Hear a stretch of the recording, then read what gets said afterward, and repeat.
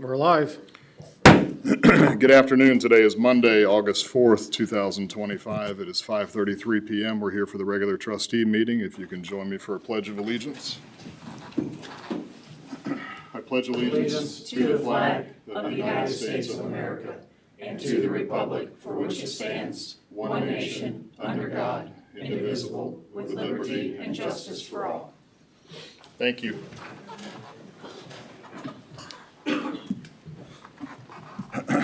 We have an agenda before us. Are there any additions or modifications? I just want to add an additional basis for the executive session.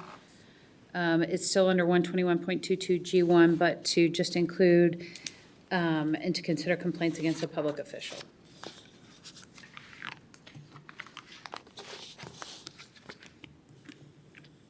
Got it. Anything else? None from staff. Okay, so we have a motion to approve as amended. So moved. We have a second? Second. Mrs. Dean? Yes. Ms. Wallace? Yes. Mr. Kratz? Yes. And go for it. I make a motion to approve the agenda as amended. You already did that. Oh, sorry. General ledger report. I move to accept the general ledger report in the amount of $359,192.05 for the 7/9/2025 payroll. Second. Ms. Wallace? Yes. Mrs. Dean? Yes. Mr. Kratz? Yes. I make a motion to accept the general ledger report in the amount of $372,151.61 for 7/23/25 payroll. Second. Mrs. Dean? Yes. Ms. Wallace? Yes. Mr. Kratz? Yes. I make a motion to accept the payment listing reports in the amount of $758,236.95 for warrants through 8/4/2025. Second. Ms. Wallace? Yes. Mrs. Dean? Yes. Mr. Kratz? Yes. We have meeting minutes from the July 7th, 2025 regular trustee meeting. Are there any changes or additions? If not, do we have a motion to approve as presented? Make a motion to approve the regular trustee meeting minutes from July 7th, 2025. Second. Mrs. Dean? Yes. Ms. Wallace? Yes. Mr. Kratz? Yes. And Mr. Rushing, we have a pre-scheduled speaker. So if you'd like to do an intro. Absolutely. Thank you, Board. I'd like to introduce Jesse Lytle with the Shared Resource Center Board. As you may recall, back in 2014, the board authorized and produced a performance audit. This audit was a really cornerstone document for the township. It did a full assessment of the township operations and did a 360 to try to benchmark our operations to other comparable townships, local governments, other fire departments, zoning departments, et cetera, and give us at least a waypoint of where we are performing in terms of township operations overall. As you recall, we had a lot of discussions about what's been about 10 years. We should author another performance audit, get a third party to look at us from an operational point of view. We get audited for every fiscal year, but this would be for operations. We did a competitive bid process. We awarded that to Shared Resource Center. And here we are today with a final draft report. So I'd like to introduce Jesse Lytle to walk us through. This is going to be high level. We're going to go through the background and kind of how we got to where we were, as well as talk about each department's overall checklist of recommendations and areas of where we need to look towards as moving forward. So without further ado, Ms. Jessie Lytle. Thank you. And I'll be Good to see your clicker. everyone. Are you going to be the clicker? I was just looking for a clicker. So, thank you. It's wonderful to see you all again. I was here presenting the fire strategic plan last time I was before you. So tonight is the performance audit.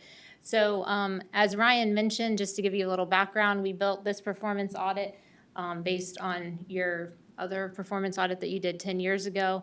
And, this is a high-level overview. So what we did for this process is we did a lot of one-on-one meetings. You all participated in those, along with your senior-level staff members, most of which are in the room today, and we collected a lot of data.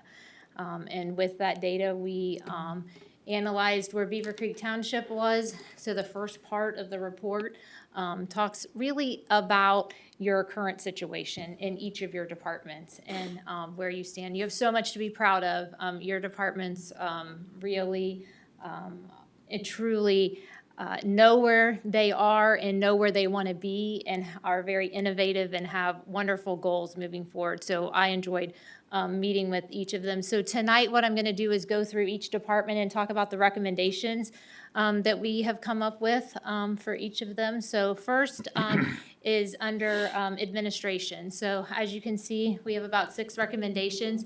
So in the report, there's the recommendation section, and then there's a checklist at the very end, because I thought, well, that might be helpful for you to just go and reference the checklist and see where you are. So we talked under administration about broadening the township administrator's duties and responsibilities to include discipline and termination. So you see that in other townships, you see that in other local government jurisdictions, where oftentimes discipline matters sometimes need to move in a more in a faster manner, but sometimes it's easier to do that at an administration level, so we just put that in as something for you all to consider. In addition to that would be looking at home rule authority.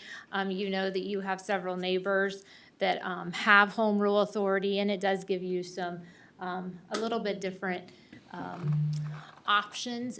You already have taken the largest step, because oftentimes the biggest step with home rule is having legal counsel that's not the county prosecutor's office representing you. You have done that. So there are other avenues under home rule authority that you may want to consider in terms of passing legislation and those types of things. Zoning. I'm sorry. Zoning being a big one. Yes.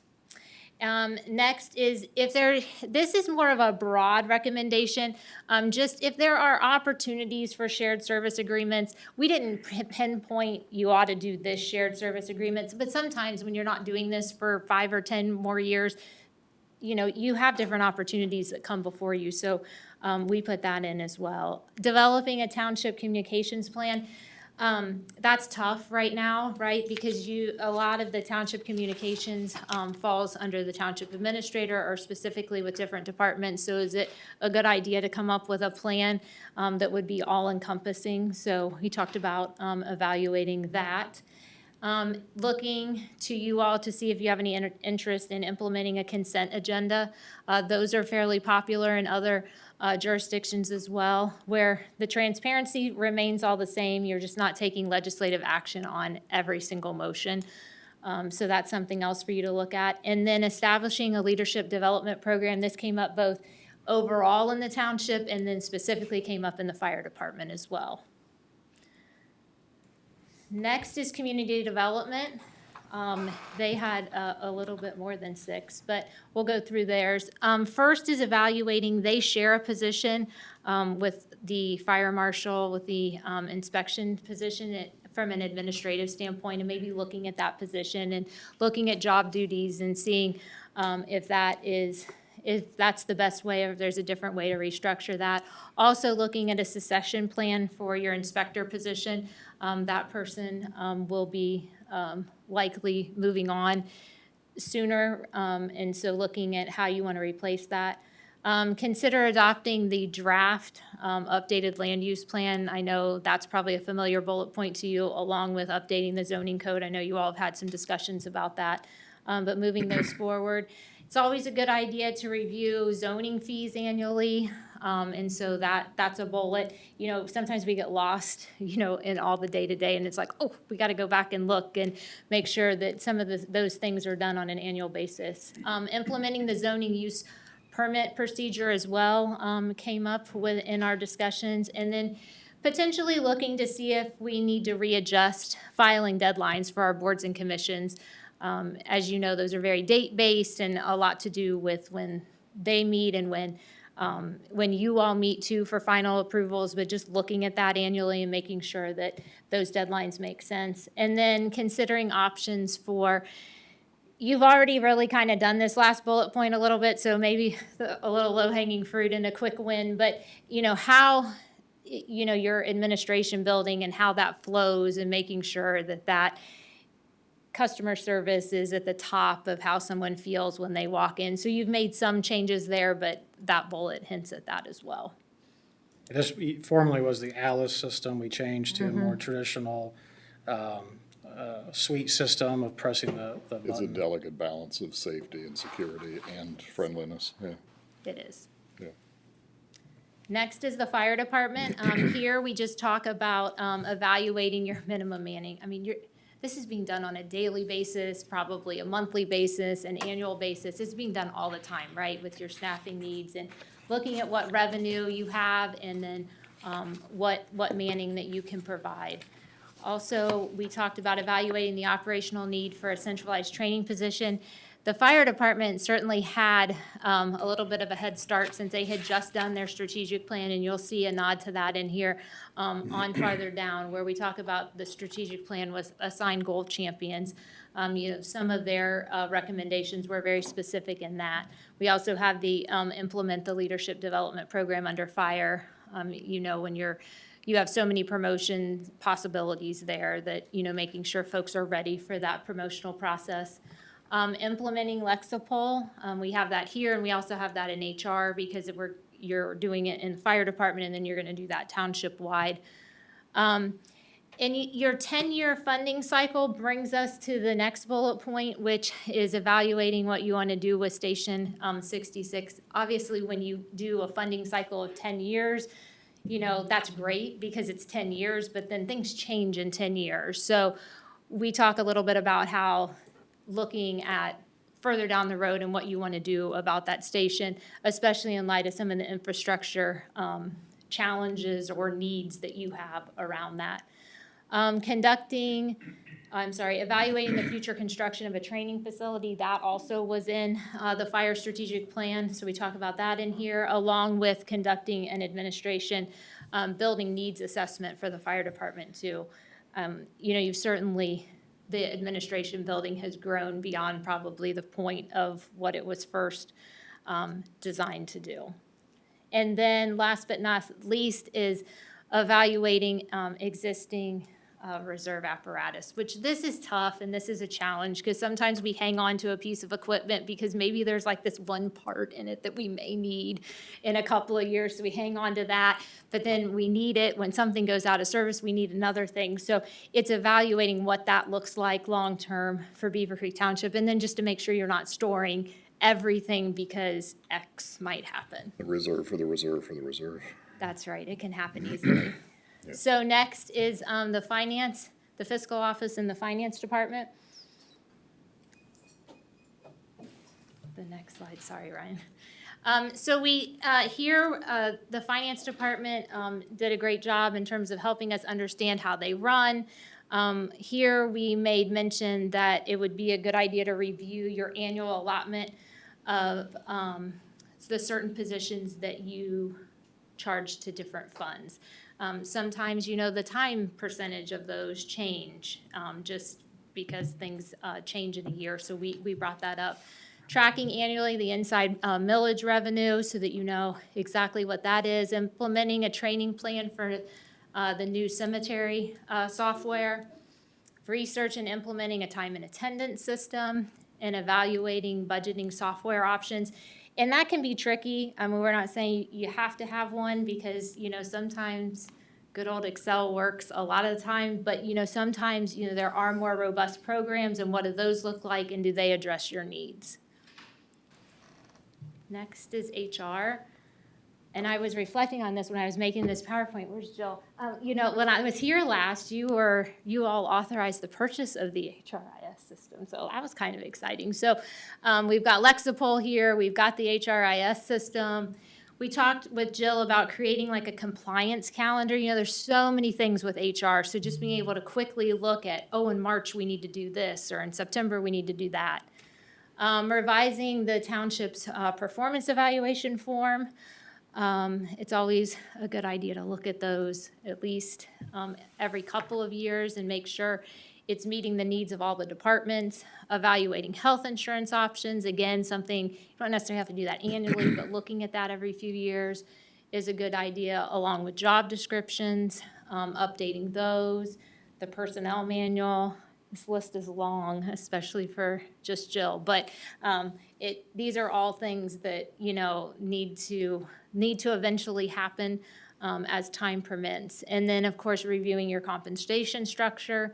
And then I think this last bullet is already in motion, but it's very common to have to have a COBRA vendor for local governments. So exploring a COBRA vendor doing those notices. There are things, though, as far as like updating a personnel policy manual that can be outsourced, and I've done that in private sector where you go to essentially an attorney that is an HR attorney, and you essentially have that policy once a year just glanced at to make sure you're compliant, and then do train the trainer type sessions. So Yes, it's efficient.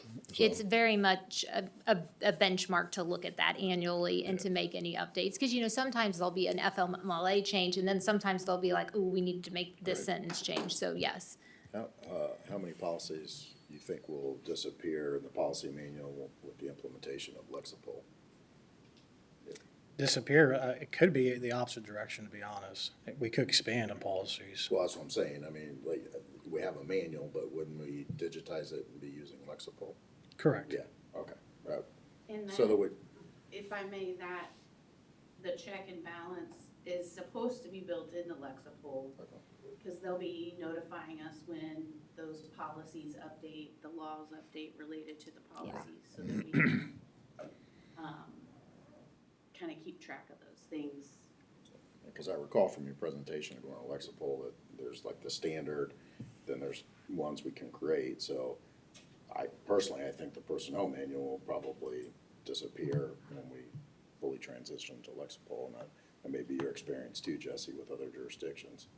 I've not seen it completely disappear. I've seen the manual still stay in some form. I mean, Lexipol, it'll depend on the township's positioning of Lexipol. Like, are we using Lexipol to do the actual sign-offs?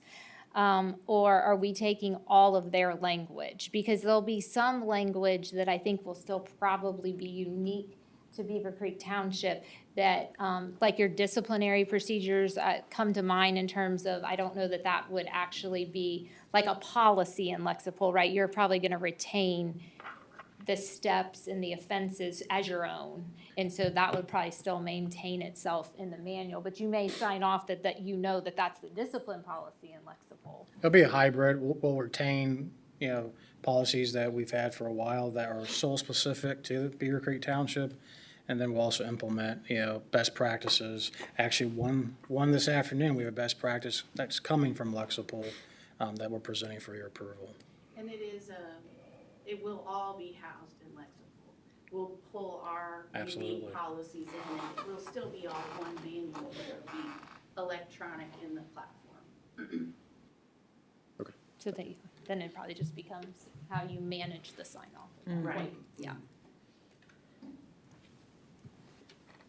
Next is IT.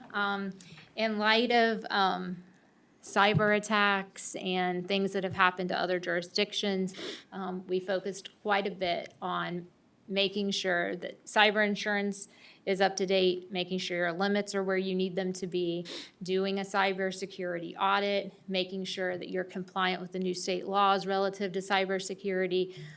So that's like a whole thing, right? And, you have a vendor, and I'm sure they're all on top of that, but just putting this on the forefront of their mind, where those 3 recommendations came from.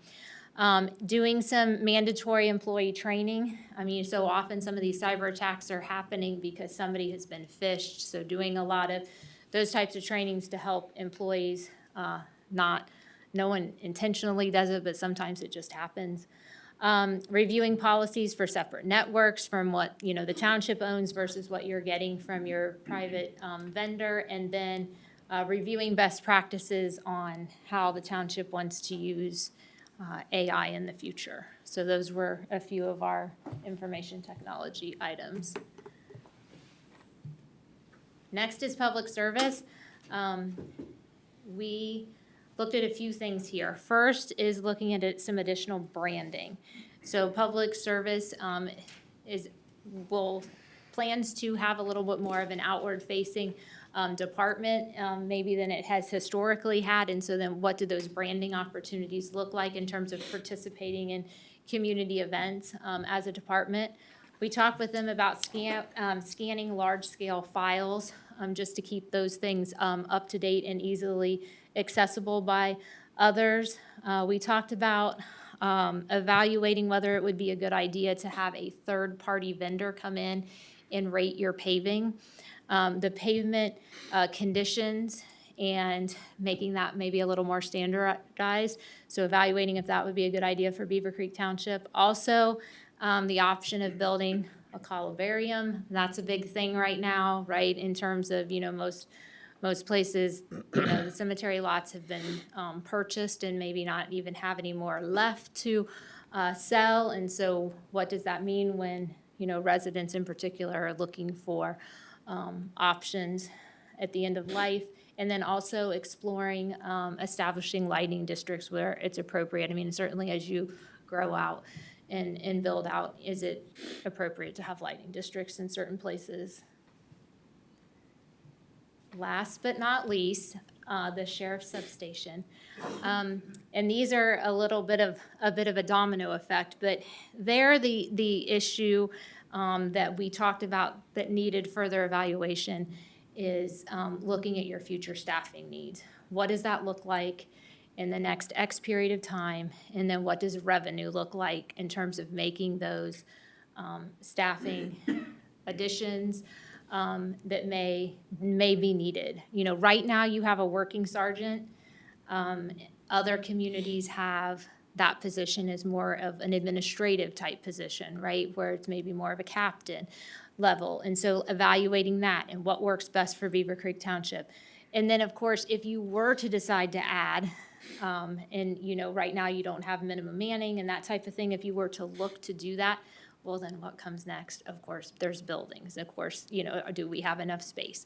And what vehicles and equipment would we need for that? So there's a little bit of a domino as those bullets come through. But, nothing that has to be solved like right away, but certainly as you continue to grow and, your call volume continues to increase, what does that look like from a policing standpoint? So that's where those recommendations are built around. So I'm happy to take any questions that you have. I just want to first thank all of you and certainly thank your staff because they have been wonderful through this and have certainly had to add this to their plate in terms of their day-to-day. So thank you to all of them as well. Any questions? And board, as I mentioned, we have, it's a final draft. We actually had a couple hot off the press items that we're inserting today. So once we have that completed, the final report, all many dozens of pages will be sent to you for review. And we'll use that for further conversations through budget, through department directives in the future. Yeah, I think one thing that might be of value, and Chief, you would probably have the deepest recollection of this, would be the process we went through after the Novak study. We always we refer to that as the infamous Novak report. But there were 30-plus initiatives that, and Ms. Graff was here when we did that, there were 30-plus initiatives that we went through essentially and you launched, and then over a period of time, you were able to accomplish those goals. So the question would be, when you have this report complete, or when the department has this report complete, or in the other departments, where did we fall short after we got the Novak report? What could we have accelerated or done differently if we'd have broken the tasks up differently or assigned it? It's kind of a reflection point to look back, 10, 9, 8, 7, 6 years and say, we got to the finish line, how can we cut that in half on the next attempt? So, and maybe you can't, but you have more resources today than you had 10 years ago. So the question is, how do you reduce, I call it time to market, but how do you reduce getting those initiatives moving and then complete faster so that you can take advantage of them over a longer period of time? If we only do this once every 10 years type thing. And So some of just these, for, yeah, oh, go ahead. well, some of these things we've already either initiated or are doing. We've talked about the columbarium. We've already started with Lexapro and are moving forward with that. So there are some of the points we're already either into or have discussed, so I think that would be a good part of review. Mr. Kretz, back to your point, I think that and there are a couple that were here back when you did the first one. When you look at there was a different growth point between Right. like the last 10 years and what you're gonna see now, because you grew so much in those 10 years, right? And so there's not gonna be as many this is something Ryan and I spend a lot of time Right. talking about. There's just not gonna be as many. So I think the runway, so to speak, for some of these accomplishments may occur faster. Sure. To Mrs. Wallace's point, some are in progress already, Yeah. right? And some of it's low-hanging fruit, and we Right. understand that, so, but the long game ones, some of them, correct, you're not coming to us with 35, these are things you need to correct because you haven't looked at it in 20 years. Because you've done so much in Right. that 10 years. You've Right. accomplished so But much. From a continuous improvement standpoint, obviously. Right. The question is, how do you get those results quicker? Right. So, at least that's what I would ask you if you're, so. Okay. Are you surprised? Okay, We have a thought. good, okay. Thank you for your efforts. Thank you so much. Thank you. Good choice. Okay. Anything else on that topic? All right. That's it, thank you. Okay, at this time, we open the podium up. Does any citizens desiring to speak? If you'd like to come up and speak, we ask that you give your name, your address, and you have 3 minutes. Seeing none, we'll move on. We have one? Oh, we have one. I didn't see. Good evening. Good evening. Carol Graff, 1442 DeVoe Drive, Beavercreek, Ohio. I've been watching what's been happening on the state level when it comes to financing. And from the, obviously with the library, and we're concerned from that point of view. But what even concerns me more is the efforts of people to try to eliminate property tax. I know if that happens, we might as well fold up Beavercreek Township and the city of Beavercreek, because there would be no funding that we'd be able to operate. So I hope that each and every one of you will be informing our citizens of the importance to our services of continuing having some sort of property tax and not to consider the elimination thereof, which will destroy the townships, many cities, and the schools. Thank you. Thank you. Thank you. Anyone else? Okay. Moving on. So old business, we have none. New business, we have a proclamation. Yes, Board, we were notified that Sergeant Chris Moore of the Greene County Sheriff's Office is retiring. As you recall, Chris Moore was not only assigned to the substation, but Chris Moore was the first supervisor and sergeant for the Beavercreek Township substation. So we have a proclamation that, if you would, please read it to the record, and one of you, or all of you, or whomever would like to present it to Chris Moore, make sure you get that into I the plan to be calendar. there, so, but anybody's welcome. Okay. You wanna read I was also planning on being there.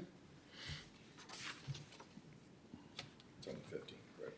Yeah, Yeah, I've checked I believe that's correct. it is. It is. Make a motion for resolution 20250804-admin-F, a proclamation in recognition of the retirement of Chris Moore. Whereas Deputy Chris Moore was assigned to the Beavercreek Township substation in 2015, and whereas Deputy Moore was selected to serve as the first sergeant and supervisor of the Beavercreek Township substation in February of 2019, and whereas Sergeant Moore provided ALICE training to township staff, churches, and businesses, and whereas Sergeant Moore was named the 2019 Beavercreek Township Employee of the Year for his collaborative attitude and inspiring leadership that contributed to the success of the substation and operations, and whereas Sergeant Moore has served the citizens of Beavercreek Township, Greene County, Ohio, with distinction for many years, and whereas Sergeant Moore has served the Greene County Sheriff's Office for 26 years, now be it therefore declared that the Beavercreek Board of Trustees, Greene County, Ohio, extend to Chris Moore their sincere and heartfelt gratitude for his exemplary service and dedication to the citizens of Beavercreek Township and congratulate him on his retirement. Perfect. Second? Second. Mrs. Dean? Yes. Ms. Wallace? Yes. Mr. Kratz? Absolutely, yes. Thank you, Board. And speaking of which, now move on to our departmental reports. First, we have our Beavercreek Township Substation, Sergeant Sean Kessel. Good evening, Board. Good evening. How are we doing? I have a short presentation tonight. Mr. Rushing, if you would. So we had a few community engagement events, but one particular was the Beavercreek Night Against Crime. We had 3 deputies that were present, Deputy Kraft, Deputy Bowers, and of course, K-9 Maverick, Deputy Maverick. That was a great event as always. We had the MRAP out there. It's just a good representation of the township. That was nice. And then really just an update on the new building. As you recall, the sheriff's office admin building is almost complete. We're moving in. I'm not moving in, but the sheriff's office is moving in on August 11th, next Monday. A lot of anticipation and excitement there. And also the new jail is projected to open this fall. So working on hopefully getting some sort of tour together for you guys potentially at some point soon. Then, of course, we have our July pack track report for Deputy Kraft and K-9 Maverick. I will say that the report is a little light as Deputy Kraft was, most of the month he was on military leave, so there's not much activity there. And do you have any questions on the monthly reports? But thank you very much. You're welcome. I did want to mention also that we discussed earlier in the year that Captain Ng and the task force have access to a bait car. As I'm sure you're aware, we've had some recent thefts from vehicles and also automobile thefts. So I plan on reaching out to him very soon. I'll update Mr. Rushing on potentially scheduling some sort of detail so we can try to deter that. So that's something we'll work on. If you can also just remind him, as we go into budget season, in a couple months, just to start preparing so that if there's any extraordinary needs for next year, either from an interdiction standpoint or from a capital standpoint, and same with Deputy Maverick. So from that perspective, just kind of keep that in mind as we go into those November, December type meetings. So I will do that. it's not that far away. So we tipped the scale on the year. So All right, thank you. stay safe. Thank you, Board. Now move on to Human Resources. And speaking of Lexipol, we have our first Lexipol best practice recommendation for a policy in front of us, which is a temporary modified duty assignment resolution, or policy rather. So I'll turn it over to Ms. Sink to walk us through this, and I'm sure other departments may interject as well and talk about the applicability of it. Hi. So as an introduction, this is what the Lexipol policies will look like when the book is fully built out. This one in particular, as you know, historically, we have not allowed folks who suffer off-duty injuries that require significant recovery time to do what we like to call light duty. This policy is a recommendation that we do allow our employees to do that with limits. We've got actually 2 employees out right now who this could really help us keep up with the work that these employees have on their plate in addition to, and they both happen to be fire, but this would apply across the board for the township, for fire prevention, for, I could imagine it could potentially apply for zoning, the code enforcement officer. I could see it potentially applying for public service folks as well. Most of us who work at desk jobs aren't really ordinarily going to need to do any kind of light duty if we have significant injury. But the requirements here are that if an employee's injured, let's say it's an ACL injury and they need surgery and it's going to be a long time to recover, they could request a temporary modified duty assignment during the period of recovery. And priority obviously is given to folks who have on-duty injuries, but if we have the work that someone can do, we would not offer it to them, but approve it if they request it. It is, if you note 613.3, it's a management prerogative, not an employee right, and it's based on operational and business considerations. So one example would be perhaps a probationary employee wouldn't have the sufficient knowledge and experience to be able to actually support the operation of the department or the township on a light duty assignment, so their management would have the option to deny the request if needed. You'll see that the limits are also in place. So township administrator may modify under this policy, the temporary modified duty assignment or reduce the cumulative total hours. Generally, someone cannot be on a temporary modified duty assignment for more than 6 months, 1,040 hours, unless they apply to the board for an extension of that, and then under no circumstance would it extend beyond a year, 2,080 hours. And they'll be limited to using that just one time in their career with the township. So if you have an ACL tear now and 5 years from now you have a shoulder repair that needs to be made, you wouldn't be able to use this policy again for an off-duty injury. Let's see, and the process also in the accountability piece requires basically regular assessment of, is this employee actually producing what was anticipated when the request was granted, and making reports to Mr. Rushing regarding their progress in recovery, as well as whether there's a continuing operational need for the work that the person is doing. In really every other aspect, it really kind of lines up with how we handle work-related injuries in terms of medical certification is required.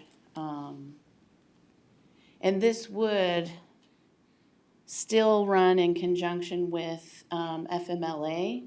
So if someone is on a temporary modified duty assignment and they have physical therapy 3 days a week, that time will factor into their FMLA time. So as I said, we do have 2 employees out right now that whose expertise and knowledge would greatly benefit the organization, the township, to allow them to do the temporary modified work. They're both officers with the fire department, and have significant knowledge and experience to support the chief officer staff, as well as the accreditation and continuous improvement process. So, Are there any questions? I had a handful.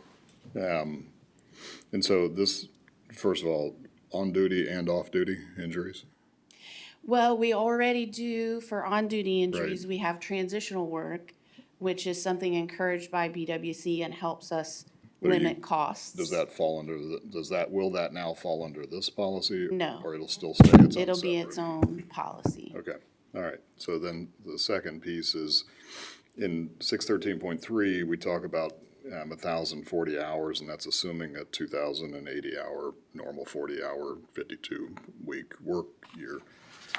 So what about our seasonal or our 1,500-hour employees? Are they not eligible, or would they be able to accumulate 2/3 of their year? Because seasonal part-time and the 1,500-hour, where do they fall? So there's a means test. But I'm saying we have an hours limit, should Right, that so be addressed? to answer your based on- question, presumably, it's possible, but very unlikely, because as Ms. Sink stated, a probationary employee would not have the knowledge, skills, or abilities based off of their work history, similar to potentially a seasonal employee. We would have to review if that seasonal employee is performing essential business operations. And if that is the case, that is step one. Then step two, be consider, is there project-based work available for them that's essential to the operations? It would be difficult, I would imagine, if a seasonal employee could prove and we could justify, but that would be a case-by-case scenario. But it is possible, to answer your question. Okay, so it includes full-time and part-time, is what you're saying? Correct. Okay, and you don't need to delineate that. Okay, and then the second question is, so if we are paying $120,000 a year to someone to do a job, and then for 6 months they do most of their job but not all of their job, are we paying them the same hourly rate to do part of their job? We are paying them the same hourly rate unless they're if they're a firefighter who works 24/48 Right. and is expected to work 53 hours per week. And then add into that the overtime typically that a firefighter earns that they wouldn't be eligible for under this temporary duty policy. But excluding fire, no, it would be the same rate of pay. But I think the underlying rationale to that is while they're not doing what they were necessarily hired to do, or doing all of the essential functions of their position, they are doing something based on the initial analysis that is operationally essential, and in potentially preventing overtime from other employees. And also, there are scenarios where someone could exhaust sick leave time, and then we'd have to hire somebody new, so the cost involved in hiring somebody new and training a person, especially when we're talking about people with the type of knowledge and experience that we're anticipating. I don't think this is gonna apply just across the board.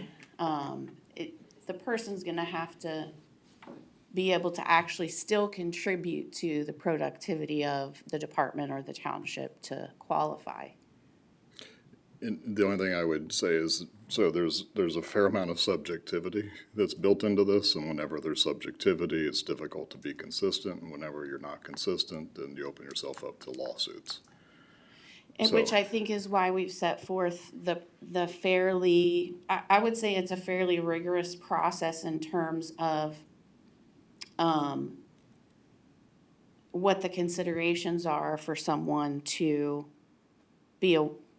for a request to be granted, which is 613.4, and then the accountability piece as well. So let's say you have an employee that you think is gonna do a great job in whatever the modified duty assignment is, that is very important, but they're actually, not taking it seriously, just kind of doing the bare minimum to get by, and they're not basically working out the way we thought they would, then I think 613.5 gives us the option to terminate the assignment.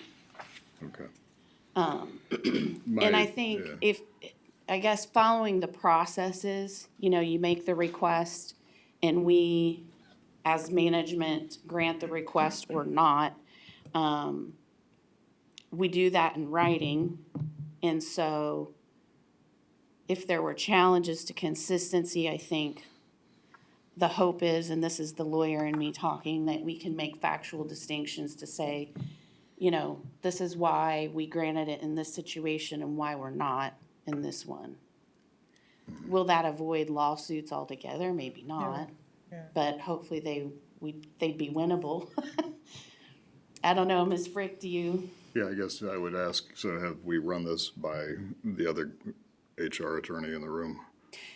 We ran it by Ms. Frigg, Okay. but I don't know that I think it would. Mr. Hanspaw has seen I it. would no. my recommendation would, I'm not saying no, I'm just saying I would recommend that we make sure that there's enough teeth in the policy and in the discretion, because like I said, discretion leads to potential inconsistency, which leads to lawsuits. So, and just to make sure that we have enough in there to be able to demonstrate successfully at a cost, because you will get challenged, and then you have to then prove that you were not providing favoritism, so. Right. Because the opportunity is there, so. Obviously, if you have a $120,000 a year employee making roughly $57 an hour, doing $80,000 a year work, that's $19, your overtime would have covered it. And so, just make sure the risk is worth, the juice is worth the squeeze. So, and then I would get a second set of eyes on it as my recommendation. Nothing from Dawn's perspective, but really, we have an HR and labor, and just make sure that, compare that to the collective bargaining agreement, and make sure that we just don't open up a can of worms that we're not ready for. So, and then obviously there's no look back period to say that, well, you treated me differently 2 years ago. This would be a go forward policy, so just keep that in top of mind. Okay, it's worth it trying, because there is a significant value to having a high performing and an individual do most of their work. And then as long as we're not having that $57 an hour person doing $19 an hour work, that's the key, just to keep them because we like them. So, And I will tell you candidly, whenever we have conversations amongst management, about discretionary decisions, the question is always, if this was someone we don't like, would the Yeah. answer be the same? right. And if the answer is not the same, then the answer is no. Yeah, and that's self-discipline, so. And it's just making sure there's enough checks and balances in the policy, and that Lexipol was a wonderful thing, potentially. Still trust but verify with HR attorney that can look at it and say, yeah, but. Absolutely. Okay. But I'm assuming on this document that this was written by Lexipro, correct? Mostly. You've modified it some? Yes, we To our put in the, needs. I'm sorry, You modified it some to our needs. correct. Some of the guardrails that we put in, the assessments every 60 days. That's mostly the modifications we made. The once in a career, we made it much more restrictive than what Lexipol Right. recommended. Yeah. We Yeah. did. Yeah, and then I agree with Mr. Kretz in that having an HR, another attorney look at it would be a good set of eyes also.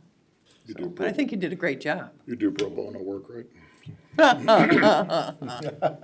Oh, this'll take him, what, an hour, Doug? Yeah.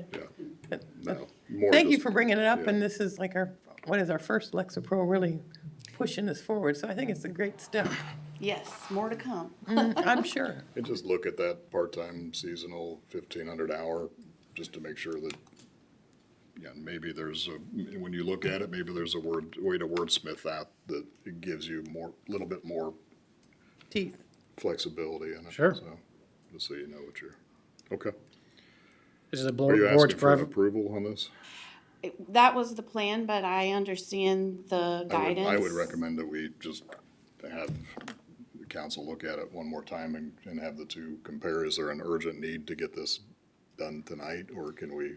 Well, yeah, we have two active cases where Right. this could be appropriate. I don't know, Ms. Frick's comfort, we have in the past passed motions upon Subject to legal, review, yeah. yeah, upon legal approval I'm of fine form. I'm fine to go with subject to legal review and have Mr. Anspaugh double approve it with Ms. Frick. The only thing is, that's contingent on the fact that if he makes recommendations to change it, it's still gonna have to come back forward. Right, but if we say it's substantially similar, just changes would be legalese. Yeah. To clean up and make it consistent with the collective bargaining agreement, then we should be safe, correct? Correct. Okay, So that's how I would word it. I'm just taking a note so I don't forget what you want with regard to the part-time and seasonal. It's just, yeah, to make sure that that's considered is all. So it may not require any change, but it could just be saying up to, not to, I mean, it says not to exceed a cumulative total, so, and that's subject to if they only work 800 hours, they can't work overtime and get paid, so. Okay. But it's just a second glance. Yeah, absolutely. So I'd entertain a motion to recommend approval of this, the policy 613, subject to legal review by Mr. Anspaugh and Ms. Frick and comparing notes. And as long as there is no extraordinary material changes, as long as substantially similar in content and just changes to legalese, that we authorize the township administrator to implement this policy. So moved. Second. Ms. Wallace? Yes. Mrs. Dean? Yes. Mr. Krebs? Yes. Thank you. Next, we have the monthly report. Are there any questions? No grilling. You're welcome. Yeah, Thanks. Thank you. thank you. Thank you, board. Now we have community development's monthly report. Are there any questions? I just had, Mr. Earhart. I guess something must have came out on, I don't know if it was Facebook or something, but I had 3 people call me on, something happened in Beavercreek City, and then somebody from the township called, and another person from the township called. And I don't know, I didn't have the answer. Do we have any policy, or maybe we should think about having a policy on Airbnbs in the township? We currently have no specific one for Airbnbs. We do have some for short-term rentals, but we can look at expanding that out some. That's, somebody was real concerned about, in the city of Beaver Creek, there was an Airbnb and it was not operating or something was going on, and I said, I can't address that.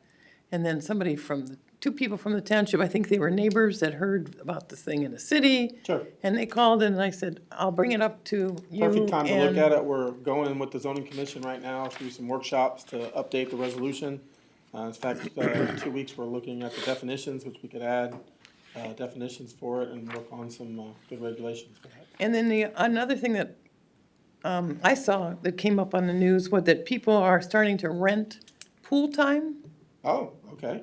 That you have a private pool and that you're not using it as much, and that people are starting to rent the time, like a couple hours or a day at your pool. And so I'm just trying to be proactive, just something to think about. I don't know if you want to, Absolutely. but if somebody wants to charge money to rent at a private pool at your home, how does that affect the township? Do we need to have them pay a fee to do that, or, I don't Register know. or I don't know, something, but I'm just throwing it at you to think about and turn around, whatever. Thank you. We'll definitely take a look. The city requires, for rental property registration, so, and there's other intended reasons for that. Absolutely. So on the Airbnb side, your HOAs dominantly will Prohibit it. self-exclude that. Yeah. Or limit it. That doesn't mean that it doesn't happen. Yeah, this was in an HOA. So it falls Sometimes they under- don't even know it exists. They don't. And then you get into the property owner rights argument. And so, it's kind of like, doing a home daycare. You're renting your time and your house out. And so getting to a pool or your backyard or your tree, if they want to climb it, I don't know. So that's a slippery slope. So Right, we're it's just- something to look at. I can check out other You areas. might survey your HOAs, so, because I don't know if you're still doing the annual meetings like, we used to do as far as try to go to the annual meetings of the HOAs, in the township, in the unincorporated portion, and at least query, what are they doing as far as Great idea. short-term rentals? Absolutely. Thank So, you. I know the one I live in, you can't, it's almost impossible to rent your house. So even if you're military deployed, you have to prove it. Right.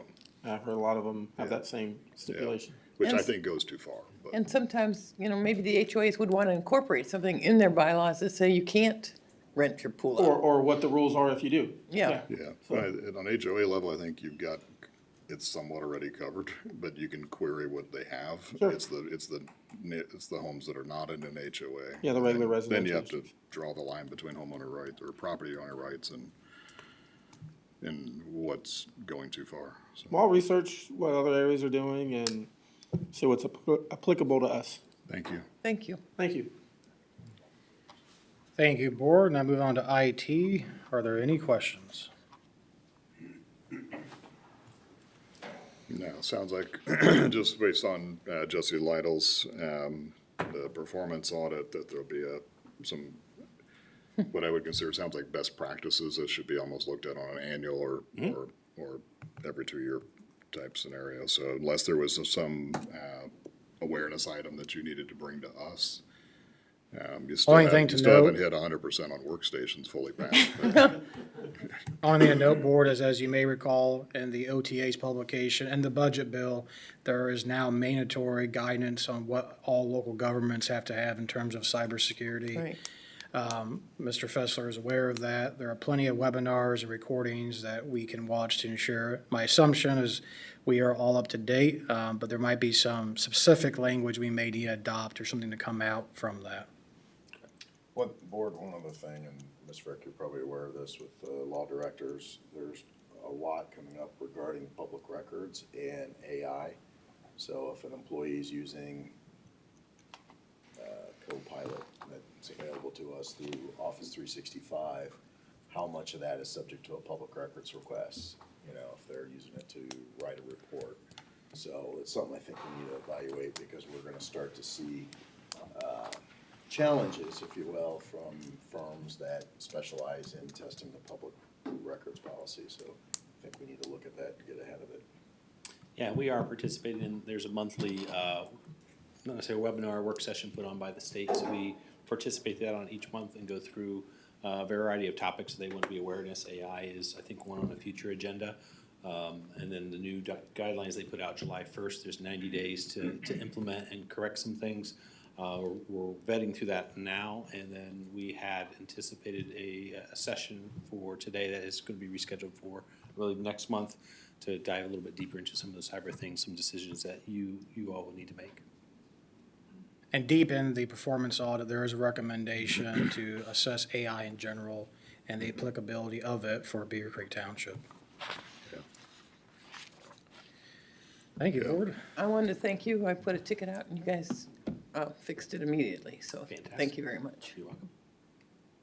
Yeah, so is ChatGPT or any of these, are they being used in the township now by staff as far as to generate and create reports and graphics and fill out reports at the emergency room? Not for the emergency room. Okay, I'm just, yeah, it was a trick question. I hope not. It's a trick answer because we've heard that the RMS system may have it embedded in it. I've heard it So, from a family member that it's coming, yeah, yeah, it's not here, it's coming. right. Okay. More fun. Okay, you're in the right business, so, Thank you. thank you. Thank you. Now move on to the Finance Department. Ms. Molden is on vacation, much needed, but before you is a monthly report. Are there any questions? I have no questions, but I just want to say on the record that she did a great job on our tax, our audit report, and to thank her for, she, much needed vacation, I'm sure. Absolutely. Thank you, Board. Moving on now to, this is a long report, to Public Service. We do have a couple of action items, or one action item. I'll turn it over to Mr. Schroeder. Talk about some stairs, or overlays. Everybody loves the stairs. Good evening, Board. Before you, I have a purchase request to repair the stairs. Now, this repair is obviously a little bit different. This is a fabricated steel structure, which will be, the issue that we have currently is we get water down in those handrails, freezes during the winter. That's what keeps popping those corners off. So obviously with this repair, this would eliminate that problem. It would also we would leave the concrete stairs in place, which would give us the form to set the new stairs on. As you can see in the pictures, there's two different style of tread plates. The first one is kind of what a lot of people are familiar with, which is what we use on the fire apparatus called diamond plate. And then on the second picture, you have more of a tread bar. It's my recommendation that we would go with the tread bar, due to the fact that we can get snow and ice on those tread plates, like the diamond plate, which is gonna still cause a slick surface, which would, again, we would have to put more salt on it. Again, you don't wanna put salt on metal, that's just going against the corrosive part of it. So the tread bars is what I would recommend. This comes powder coated, the one that I've recommended to you, which is gonna last longer than just the normal primer and paint. Normal primer and paint's gonna give us a constant maintenance item. The second option would be just to go with a galvanized, which is kind of that matte, just gray metal look, which I don't think is gonna be very aesthetic to the building. So the last option gives us the powder coat option, which is gonna be a longer lasting finish and less maintenance to continue on every year. This was just a sole source purchase. This is literally a fabricated structure that's gonna be set over the steps and then bolted into the concrete. So it's quite a large, fabrication to get this done with the measurements and all. So, is there any questions I can answer or any further information you need from me? I have a question. On the picture that you show there on the white and the dark, would we get the white one or the dark? It would be powder coated and colored to whatever we choose the rest of it to be. Okay. These were just examples that were out. Because I was concerned more of having the dark on there. We have, that stairwell is so dark in the first place, I would recommend something lighter in the Right. sense that you could see it, because unless we light up that area a little bit more. Right, I'd hate we to have, see- I just want to Okay. give you an example of what the What tread bar the looked tread like. looks like. Again, we have not chosen a color Okay. for the structure at Then I would all. just say something a little bit brighter so that it doesn't look like it's a dark Okay, yeah, hallway and a dark stair and people can't see to walk down. Since they're coming into a community room that, we get more people coming here than any other place. okay, I would, just based on personal experience, I would 100% go with the bar grading, because the snow falls through. I would also recommend, asking them on a recommendation on color, because the darker the color, it heats up more and it melts quicker. And then, the powder coating 100%. So I'd recommend that. So right, just yeah, and from a again, to your longevity point, I standpoint. think I mentioned that in Yeah, my 'cause you're- summary, that the rainfall falls through there a little bit easier, so you're Yeah. not having. The difference buildup. is you're gonna have a stair under it, so you're gonna want that to melt, not Right. build up inside the grates. So that's why I would, the dark color, And I'll see if I can find maybe a compromise, something that helps the building, but kind of does, allows for a little bit better visibility, so I'll work to see what colors are available. I really haven't got that far yet, I just want to get through this part first, and then we'll get to that. But any other questions I can answer for you? they can do rails in a different color than treads. Okay. So just- Yeah, I'll go through with him and see what options we have, and we'll go from there. You can microanalyze that to death yourself. We support you. There's a sample motion on page 57 in front of you. I'll make a motion to approve purchase request 25 PSD 0204 to Suburban Steel Supply Company for steel stairs and railings in the amount of $15,114, and to authorize the township administrator to sign for the board. Second. Ms. Wallace? Yes. Mrs. Dean? Yes. Mr. Kratz? Yes. Do we have any other stations or buildings that have a similar issue? You might just watch this as a test, and then, kind of like we did with the rhino paint. Yeah, I'm trying to think. I don't think we have any other stations that have Okay. that type of stairs I or mean, that, the building in front of your building, the yeah, Historical Society doesn't have it. so- right. Okay. Just But curious. I'll double check everything just to make sure, cause sometimes. Those treads, I mean, they are phenomenal as far as traction. Okay. Yeah. The only other thing I have for you is our monthly report, and I can answer any questions if you have any. I had none. I had none. All right, thank you. Thank you. Thank you. Thank you, Board. Now move on to our Fire Department. I'll turn it over to Assistant Chief Hawker to walk us through the action items. Good evening, Board. Thank you for your time tonight. The Fire Department has 5 agenda items to present tonight. The first is a recognition of excellence. So Medic 65 was dispatched for an ALS medic call. Upon arrival, Lieutenant Zediker and firefighter Robertson performed a patient assessment, finding a stable patient that met cardiac alert criteria. The crew identified the cardiac event, alerted Soin, and began treatment and transport. En route to the hospital, the patient unexpectedly went into cardiac arrest. Lieutenant Zediker, the lead provider, immediately began CPR and defibrillated the patient. The patient regained a normal rhythm and became alert.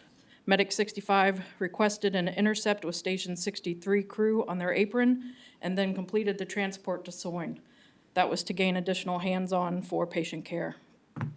The patient then arrested again on the bed at Soin, where Lieutenant Zediker again defibrillated rapidly, and the patient regained a normal rhythm and became alert.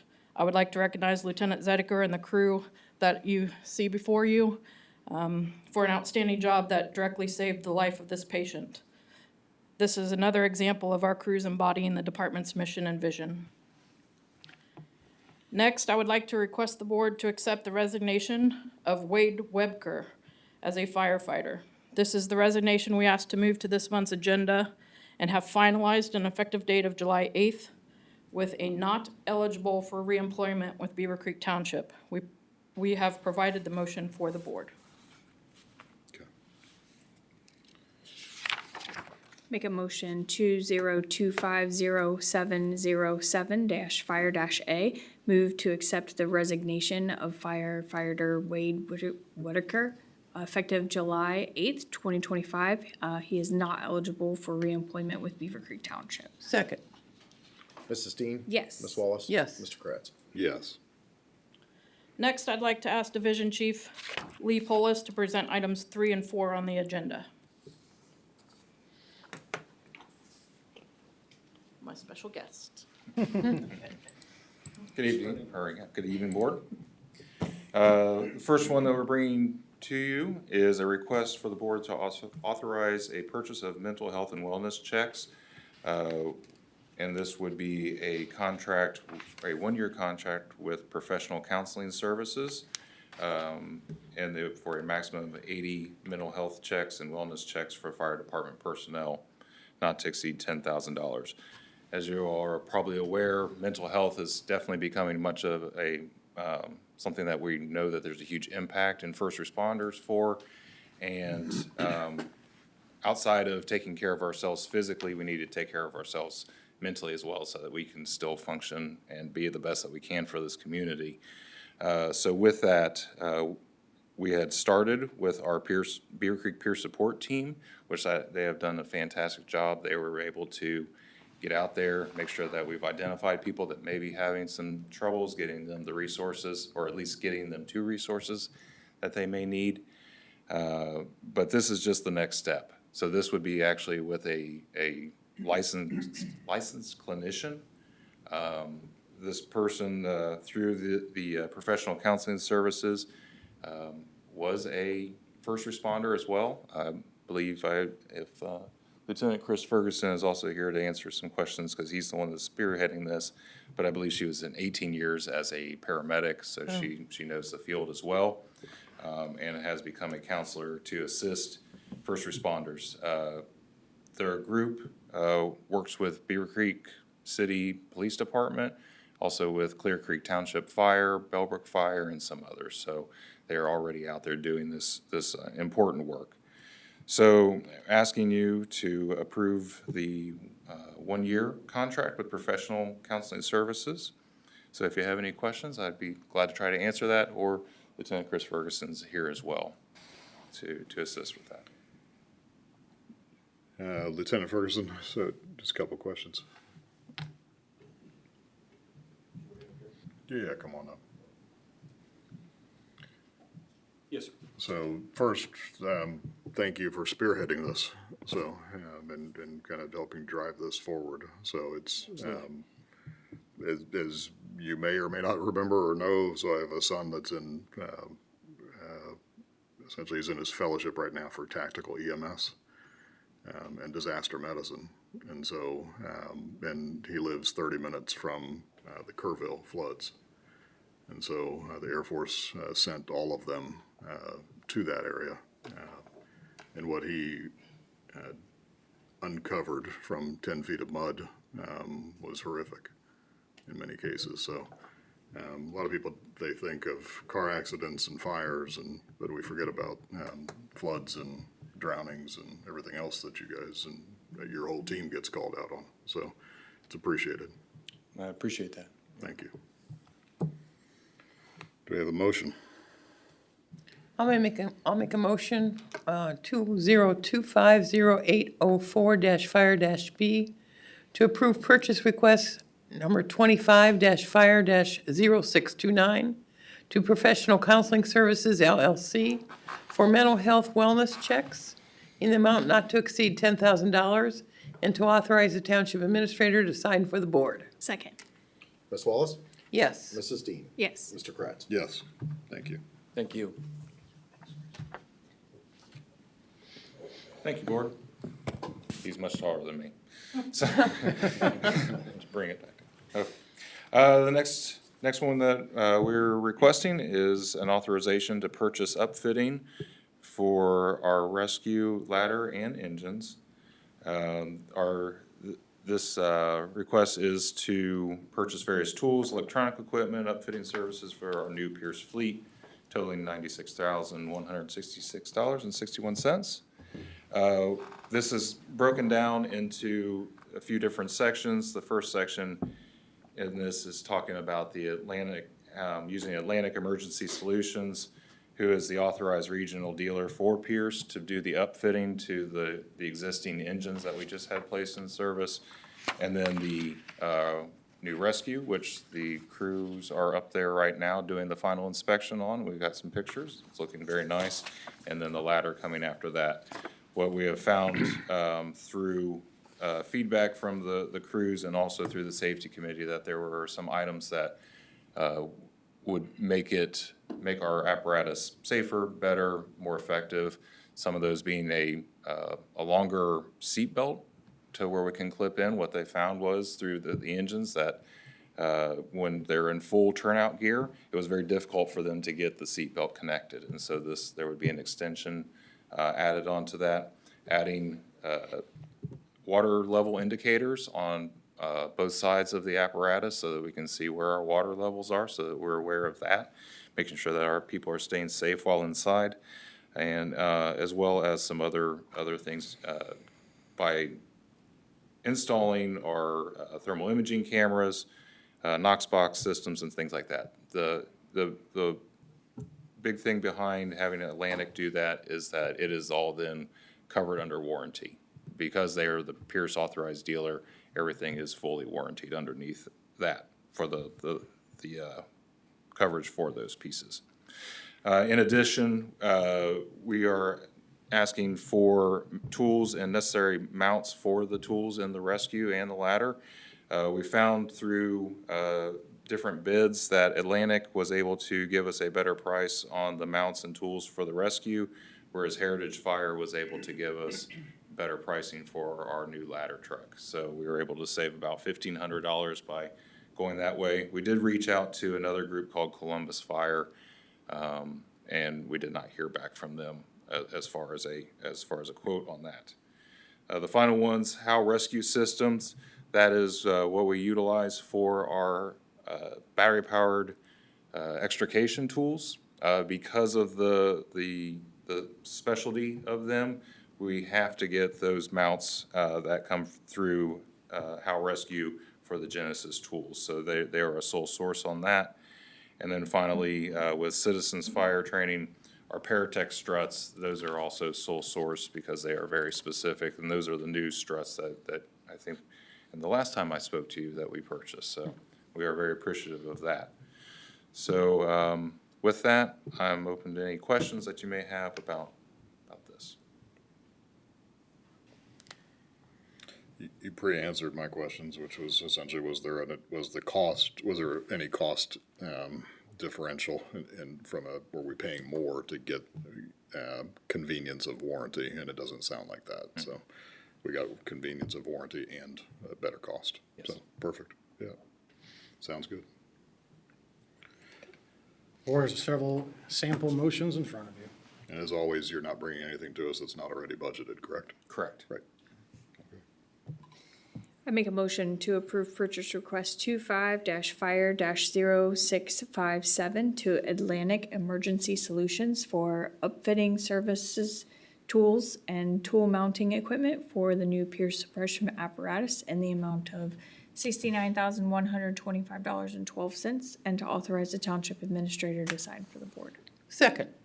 Mrs. Dean? Yes. Ms. Wallace? Yes. Mr. Kratz? Yes. I move to approve the purchase request 25-fire-0657 to the Heritage Fire Solutions for tools and tool mounting equipment for the new mid-mount in the amount of $13,507.99, and to authorize the township administrator to sign for the board. Second. Ms. Wallace? Yes. Mrs. Dean? Yes. Mr. Kratz? Yes. I make a motion to approve purchase request 25-fire-0657 to Citizens First Fire Training for tool mounting equipment for the new rescue unit in the amount of $7,528, and to authorize the township administrator to sign for the board. Second. Mrs. Dean? Yes. Ms. Wallace? Yes. Mr. Kratz? Yes.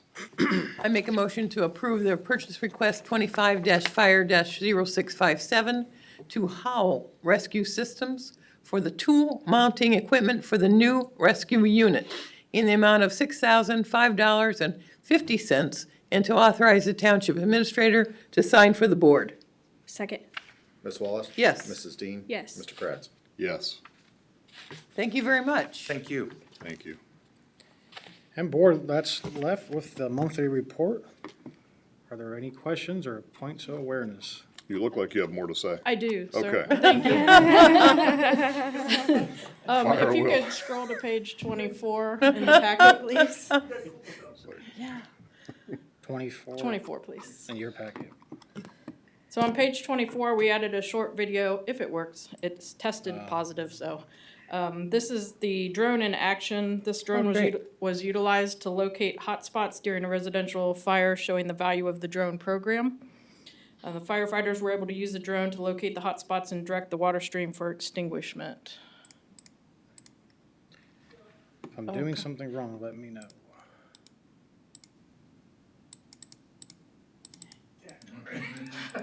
You just have to click it, right? Just keep trying. Yeah, yeah, do a little bit of this, a little bit of that. You should be able to view that on your iPad, sir. Okay. So, Well, here's some images if you want to talk about what's going I couldn't on. get it clicked either.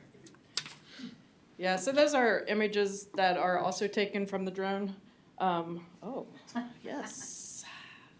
So, this right here is the water stream coming down from the ladder truck, Oh, okay. from the bucket. This is like the engine on, the hot engine on the ladder truck, as well as all the hot spots, which is the white areas, as well as the red in here. So this was able to show us which areas and how to direct our water stream to get to those difficult hot spots so that we could extinguish those during the overhaul So process. someone's monitoring this and then radioing to, hey, well, there's a hot spot at the Correct. northeast corner, hypothetically. Correct. Okay. Yeah, so they're radioing to these two guys up in the bucket, and then they're redirecting the stream Oh, down here where we can, for best advantage. Sure. Otherwise, in the one on the right, that's basically what they see is smoke. You couldn't see where the This one. hotspots were otherwise. Sure. So that let us oh, improve. okay. And for your enjoyment tonight, you can try to run the video on your Well, iPad. and- I watched it 3 times already. Okay. It was easy. I didn't. Well, that's all we have for you tonight, Okay. Lord. Thank you. Thank you. Thank you, board. That's all the departmental reports. Okay. And please pass on our appreciation as far as the recognition of excellence. I know we went Yes. through that pretty quickly, but it is noticed.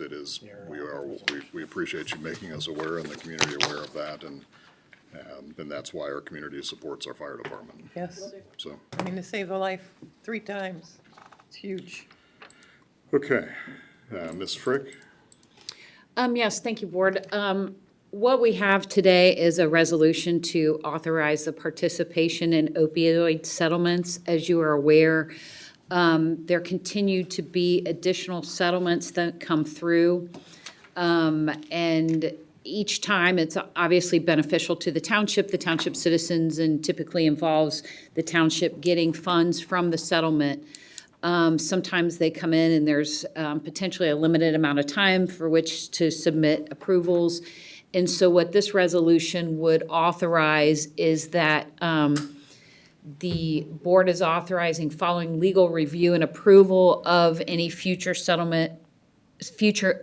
opioid settlement agreements, that the township administrator would be authorized to accept those settlements and sign any necessary documents in order to obtain any settlement funds. So rather than having to come forward each and every time we get one, this is providing the authorization. It's a blanket Yes. authorization. Yeah. And we've discussed this before. Yep. There's currently one that I have received that I have to sign off as the fiscal officer, so it's either Ryan or I will have to sign these. Okay, good. You want to read? Okay, Pass as presented. That's Okay. President. make a motion for resolution number 20250-804-legal-A to authorizing the participation in opioid settlements as presented. Second. Ms. Wallace? Yes. Mrs. Dean? Yes. Mr. Kratz? Yes. That's all I have. Thank you. Okay. Fiscal officer. Board, in front of you, I have some housekeeping items. These, a lot of additional revenue amounts based on closing purchase orders. You can pass it as presented. Make a motion for resolution 20250804-FIN-A, a resolution to certify additional revenue to the official certificate of available resources and to authorize supplemental appropriations as presented. Second. Mrs. Dean? Yes. Ms. Wallace? Yes. Mr. Kratz? Yes. Thank you, Board. That's all I have for you tonight. Amen. Okay. MVRPC, any update? Meeting is Thursday. Okay. TAC?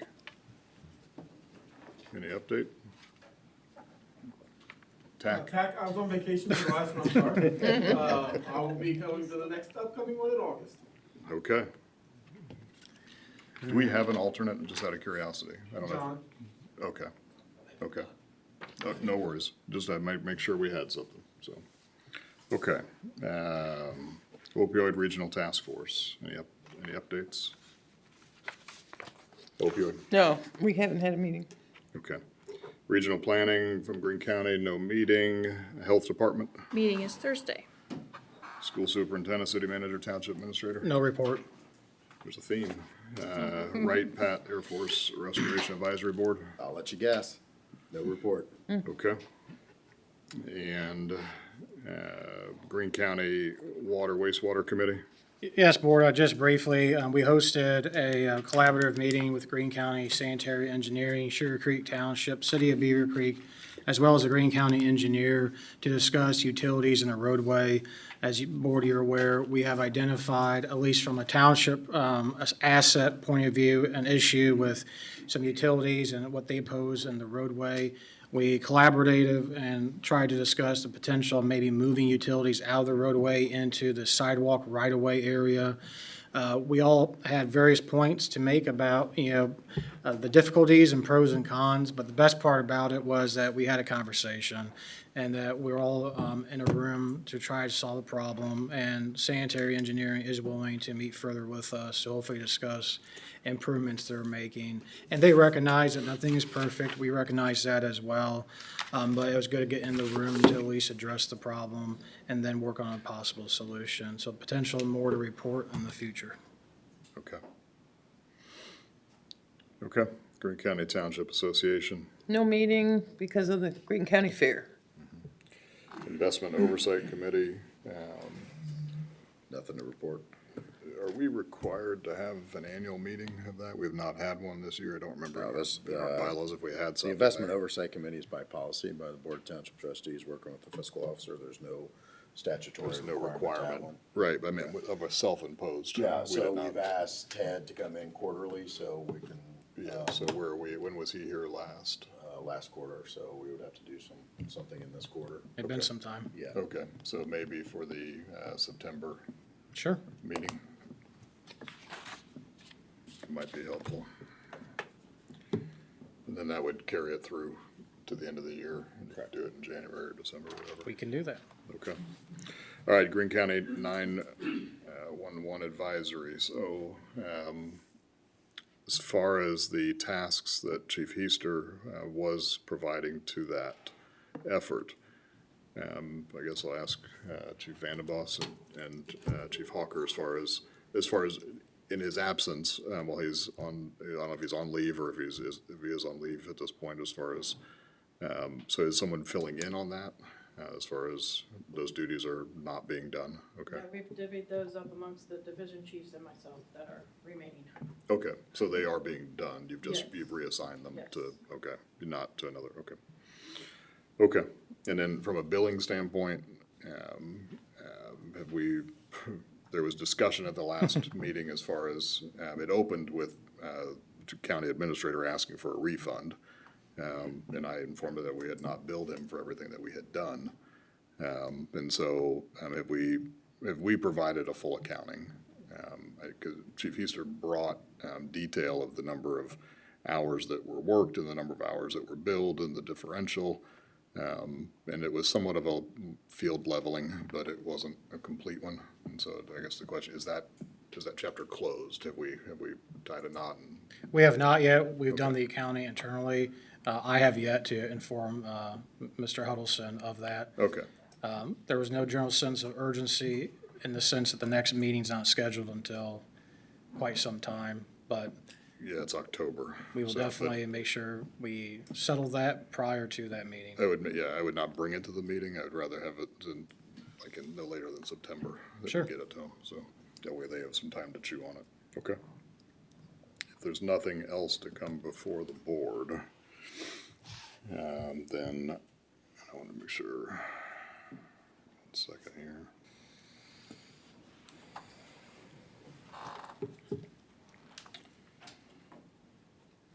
Okay, do we have a motion to go into executive session under Ohio Revised Code, section 121.22G1, to consider the employment, promotion, compensation of a public employee, and complaints against a public official?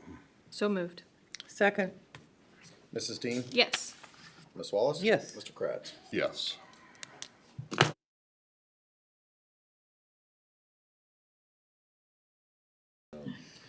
And I'm gonna say something. Thank you, Board. It's now 8:56 PM. I just need a motion to exit executive session and reconvene the regular meeting. So moved. second, Mrs. Dean? Yes. Ms. Wallace? yes. Mr. Kratz? Yes.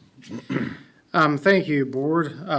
One of the items that we'll need to address is, we recently had a slew of promotions and new hires, one of them being Dustin Harrison to the position of Division Chief. Unfortunately, and inadvertently, there was an erroneous pay scale that was included in an offer letter.